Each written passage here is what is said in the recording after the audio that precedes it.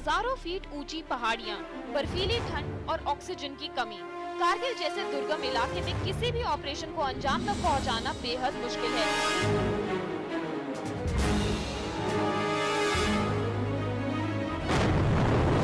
लेकिन एक ऐतिहासिक और गौरवशाली सच ये भी है कि 12 साल पहले कारगिल युद्ध के दौरान इन्हीं पहाड़ियों पर देश के जांबाजों ने दुश्मनों के दांत खट्टे किए थे। कारगिल की चोटियों पर भारतीय सैनिकों ने पाकिस्तानी घुसपैठियों का पूरी तरह से सफाया कर फिर से अपना कब्जा जमाया था। 74 दिनों तक चली लंबी जंग के बाद ऑपरेशन विजय को पूरा कर तिरंगा फहराया गया था। इस ऑपरेशन को पूरा करने के लिए हमारे 527 जाबाजों ने शहादत दी थी, जबकि 1363 घायल हुए। The human spirit is such that when confronted with odds or danger, he will find, and then our training helps. We train him to overcome odds. So yes, it must have been unimaginable. I can tell you that. The experience of having to get on a climb a height like Tiger Hill or this against opposition fire is something which I think it's unimaginable.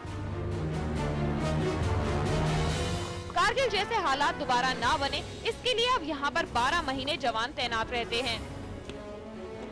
Kargil की चुनौतियों से निपटने के लिए यहाँ गश्त लगाने वाले जवानों को खास ट्रेनिंग दी जाती है। मसलन दुश्मन जब पहाड़ की चोटी पर छुपा हो तो क्लिफ टॉप असॉल्ट के जरिए हमला किया जाता है।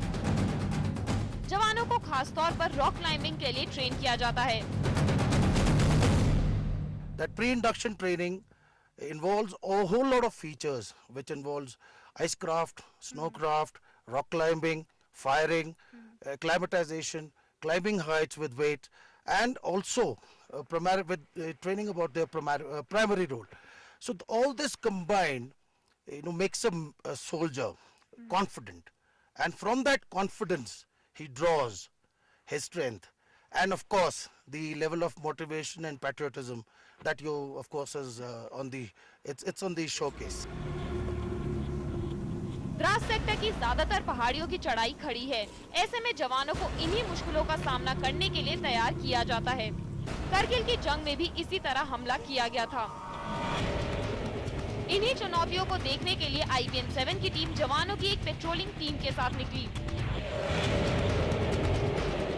18,000 फीट तक ऊंची कारगिल की इन पहाड़ियों पर चढ़ना बेहद ही मुश्किल होता है। मुश्किलें तब और बढ़ जाती हैं जब दुश्मन ऊपर चोटी पर बैठा हो और नीचे से अटैक किया जाए। कारगिल के युद्ध में हमने देखा था कि जब टाइगर हिल पर अटैक किया गया था तो ऐसी एक पहाड़ी थी जो बहुत ही ऊंची थी। इसी तरह से उसका पूरा रास्ता था, अंधेरा था और तापमान भी बेहद ही कम था। तो इन कठिनाइयों से यहाँ पर जो जवान है उनको जूझना पड़ता है और इसी की खास ट्रेनिंग यहाँ पर जवानों को दी जाती है।